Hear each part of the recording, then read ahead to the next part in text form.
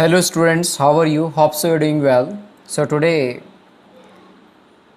I'm going to tell about the lesson the top of the world. So this is the explanations of the video and I will just go line by line.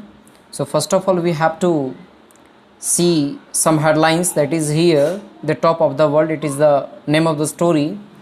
Now we will see some of the pictures which have been just given in the textbook. Okay, so there are two girls as you can see in the picture number 1. So the first girl says, wow, I would like to climb that mountain. मतलब सभी लोगों का चाहत होता है कि हम कभी माउंटेन पे चढ़ो. हर लोग का एक डेस्टिनेशन होता है. Everybody has a dream to scale one of the mountain. Okay, so this girl says I would like to climb that mountain. On the other hand she replies it is not so easy. जब ये कहती कि मैं mountain पे चढ़ना चाहती हूँ या चढ़ना चाहूँगी तो ये कहती कि ये बहुत ही आसान नहीं है. It is not so easy. It needs a lot of training.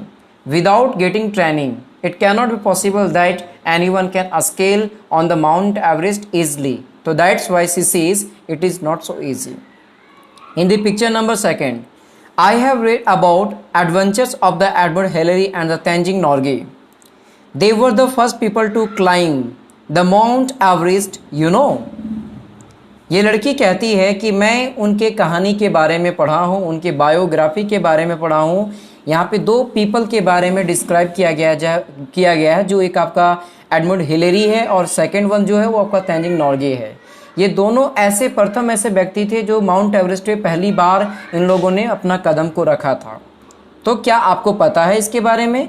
तो ये बोलती यस आई नो, हाँ मुझे पता है. तो फिर बोलती है I know what a great feeling it must be to be on the top of the highest mountain in the world. ये कहती है कि when we scale on the top of the wall and when we were there at the top of the summit, at that time we feel very great. Okay, we feel very great and it would be a great history. Okay, चलिए now we are just going to next one, that is that we are just going to discuss about the launch pad. We will learn about the beautiful atmospheric range of mountains that has been the dream destinations of many. Guys, in this chapter we will have to see a perfect and the beautiful biography of the 2 people and 8 more feasible, that's a too dangerous range of mountains that has been the dream destinations of many. बहुत सारे लोगों का एक destinations होता है बड़े बड़े पर्वतों पे, मतलब स्केलिंग करना, क्लाइंबिंग करना या चढ़ने के लिए. We will also read about 2 men who realized this dream and went to become the first persons to climb the highest mountain in the world. यहाँ पे हम 2 ऐसे व्यक्ति के बारे में चर्चा करेंगे, डिस्कस करेंगे जो उन लोगों का भी सपना था कि कभी हम एक दुनिया की सबसे ऊंची चोटी पर, दुनिया की सबसे ऊंची शिखर पे हम चढ़ें और वहाँ पे क्या महसूस होता है. And finally they just did and they become the first person to climb on the highest mountain in the world. So guys, now we are just going to discuss one by one the explanations of this chapter. Okay, now we can see that is the thing of a wonderful line of snow white mountains known as the Himalayas.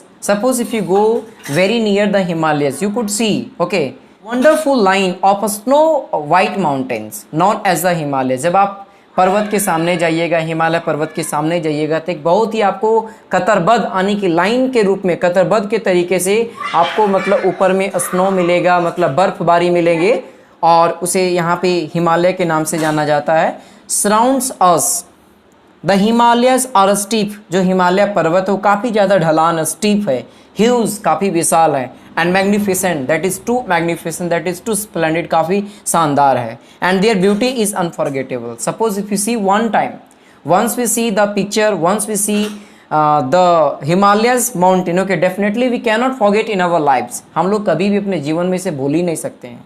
They are also known as the roof of the world.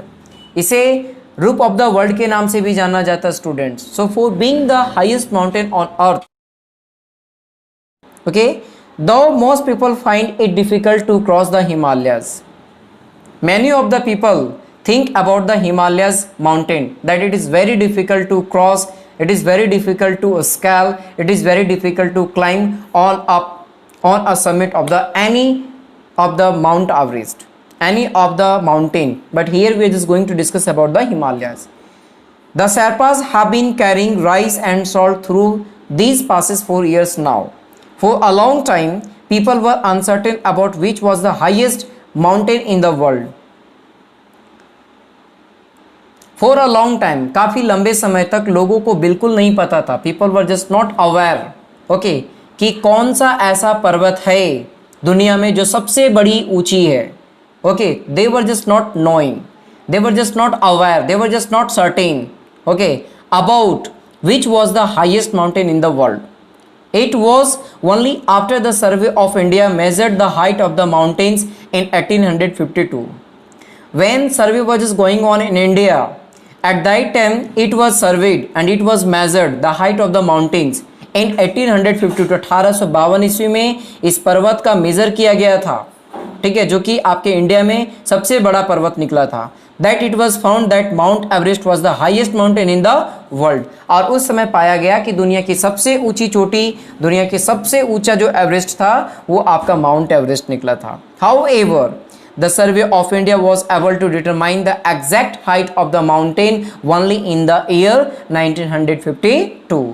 लेकिन मुश्किल से, hardly they could know the exact height of the mountain in the year of 1952. और India पहली बार determine किया mount एवरेस्ट की ऊंचाई को, एग्जैक्ट ऊंचाई को 1952 में उसे पता चला. So there are two peaks at the summit of Mount Everest.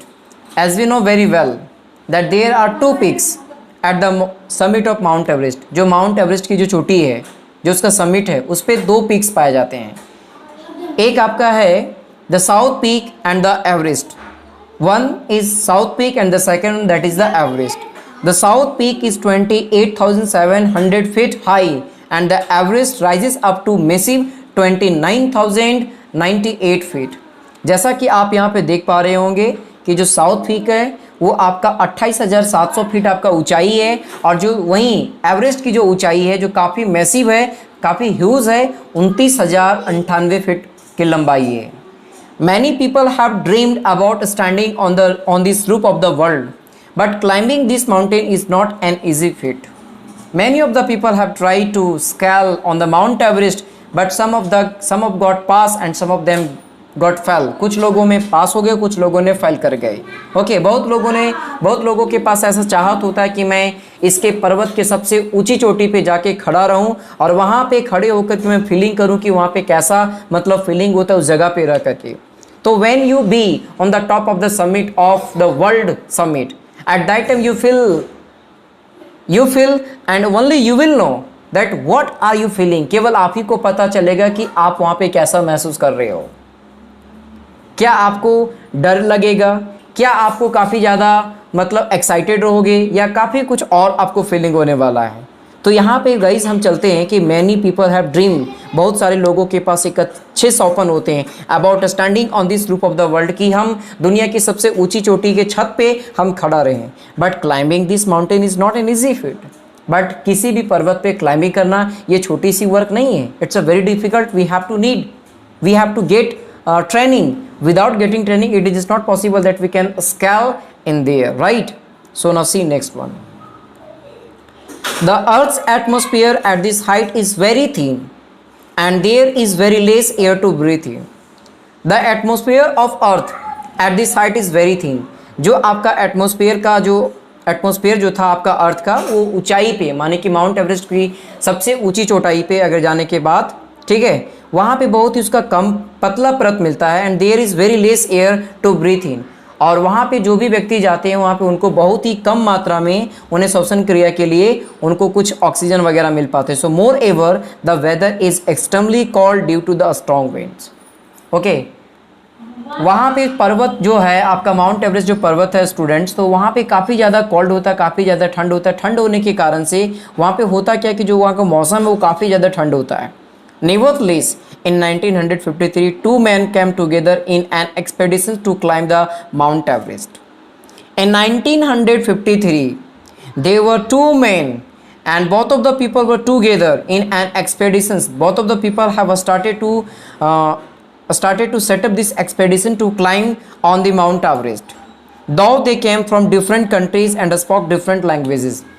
अब यहाँ पे इमेजिन करो, डिफ़िकल्टीज बहुत बड़ी है कि दो व्यक्ति अलग अलग कंट्रीज के हैं, उनका लैंग्वेजेस अलग हैं, हर प्रकार से वो डिफरेंट है ना। How is this possible that both of the people will just communicate each other? This is the big problem for them. So they came from different countries and spoke different languages. They both shared the same passion.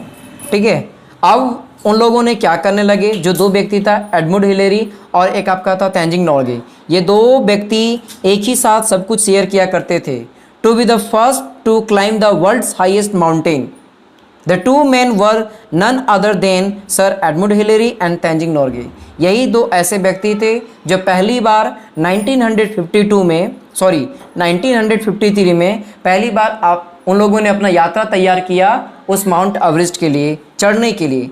Sir Edmund Hillary belong to New Zealand. He was a bee keeper and sold honey for a living. He was from New Zealand, okay, and he used to collect the beekeeper and he used to sell honey for a living। मतलब उसे अपने जीवन को चलाने के लिए B को क्या करता था, जमा करता था, मतलब मधुमक्खी को जमा करता था। मधुमक्खी को जमा करने के बाद उन्हें बाजार में बेचा करता था। बेचने के बाद जो मनी उसे कलेक्ट होता था उसके जरिए से वो अपने जीवन का निर्वाह कर पाता था। But his life dream was to climb the Mount Everest. बट उनका एक जीवन में एक लक्ष्य था कि कभी ना कभी मैं उस एवरेस्ट पे जरूर चढ़ाई करूंगा। Tenzing Norgay on the other hand was from Nepal. हम लोगों ने अभी एक व्यक्ति को पाया जो न्यूजीलैंड से बिलोंग करता था। अब जो नेक्स्ट पीपल है वो आपका तेंजिंग नॉर्गे है और ये आपका नेपाल से बिलोंग करता था। ही वॉज अ शेरपा, ठीक है, वह एक क्या था, शेरपा था। The Sherpas are well known for their mountain climbing skills.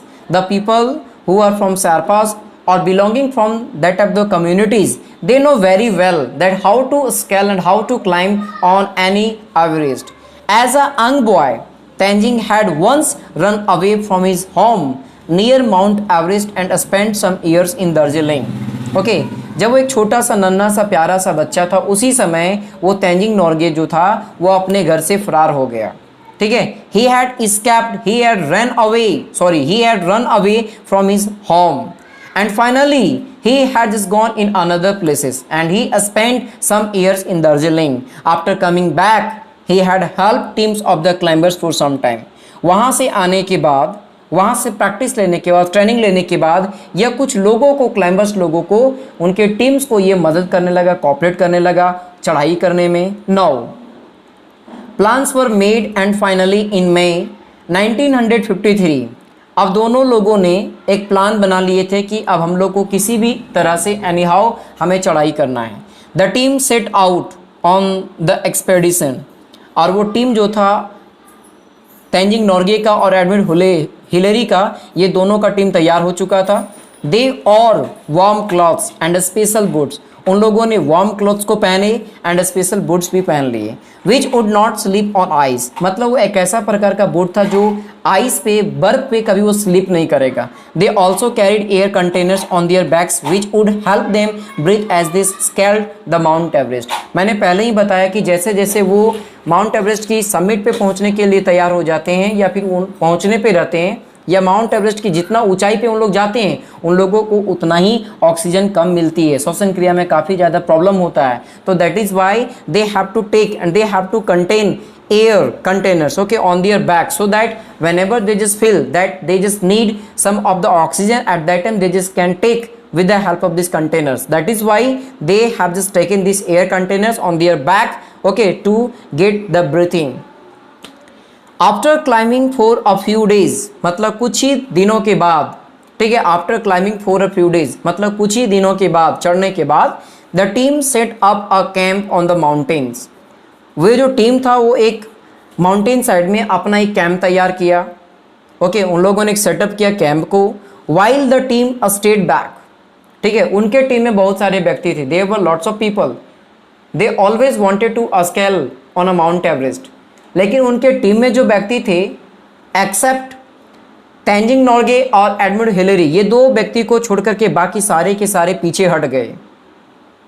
They finally set up a tent for the night at the height of 27,900 feet. 27,900 feet के ऊंचाई पे उन लोगों ने कैंप बनाया, ठीक है, नाइट पे ठहरने के लिए. They spent a sleepless night as the strong winds howled outside and almost blew their tent away. The night मतलब उस रात को काफ़ी ज़्यादा ठंड चल रही थी, काफ़ी ज़्यादा तेज़ हवाएं बह रही थी, जिनके कारण से ये दोनों व्यक्ति उस रात को काफ़ी देर तक सो नहीं पाए. इसीलिए यहाँ पे लाइन में बताया गया they spend a sleepless night, उन लोगों ने स्लीपलेस नाइट को बिताए. And the strong winds howled outside and almost blew their tent away. Early next morning they cross the south peak and reach the peak of the Mount Everest at 11:30 AM. और just अगले सुबह को ये दोनों व्यक्ति ने, तेंजिंग नोर्गे और ये आपका हिलेरी जो था, दोनों लोगों ने ये आपका माउंट एवरेस्ट के सबसे ऊंची चोटी पे 11:30 बजे तक पहुंच गए. They were overwhelmed, they were very delighted, they were very excited because they have succeed in their project what they have just made a plan. After all, और इसके बाद they had become the first people to stand on the top of the world. और ये दोनों ऐसे पहले व्यक्ति थे जो पृथ्वी पर सबसे ऊंची चोटी जो आपका माउंट एवरेस्ट है उस पे चढ़ने वाला ये दोनों व्यक्ति बन गए. They spent 15 minutes on the summit. उन लोगों ने करीबन 15 मिनट वहाँ पे बिताए. Took some photographs, ate mint cake. वहाँ पे कुछ लोगों ने, मतलब वहाँ पे कुछ फोटोग्राफ्स को खींचा गया और इन लोगों ने मिंट केक को भी खाया. And then slowly climb back down to their tent. और वो धीरे धीरे अपने टेंट की तरफ आने लगे जहाँ उन लोगों ने रात में करीबन 27,900 फीट की ऊंचाई पे बनाया गया था, ठीक है. Now when they came back they had become famous the world over as the first man to climb Mount Everest. जब उन लोगों ने वापस अच्छे तरीके से सिक्योरली नीचे आ गए तो ये दोनों व्यक्ति पृथ्वी के सबसे ऊंची चोटी पर चढ़ने वाले पहले दो मानव बन गए, ठीक है. They had become the famous the world over as the first man to climb Mount Everest. Tenzing Norgay went back to Darjeeling and spent his time training people on how to climb mountains. Now we just talking about the Tenzing Norgay. He just came back to the Darjeeling and he always spent his time training people on how to climb mountains. अब वो अपना समय दार्जिलिंग में बिताने लगा और वो लोगों को काफ़ी ज़्यादा कोऑपरेट करता था, मदद करता था कि माउंट एवरेस्ट पे कैसे चढ़ाई करना है, कैसे उनको मतलब अपने आप को तैयार करना है. तो इन सारी चीज़ों को वो मदद करता था. Hillary return to the Himalayas many times. और जो आपका हिलेरी था वो हिमालयस की तरफ मतलब काफ़ी बार वो रिटर्न गया. They both even wrote several books on their fabulous adventures. और ये फैबुलस एडवेंचर्स के बारे में उन लोगों ने काफ़ी बार कई सारी किताबों में उन लोगों ने लिखे भी. By 1952 climbing Mount Everest became an easier feat with the availability of modern equipment and proper training. Before that there was no a proper training, before that there was no a proper and the modern equipment. That's why they had a lots of problem, they had lots of difficulties to scale on a Mount Everest. But nowadays we can see in the current time, in present time, we are just getting lots of equipment and the proper training. That is how it's a very easy to scale on any of the Mount Everest, sorry, in any of the mountain.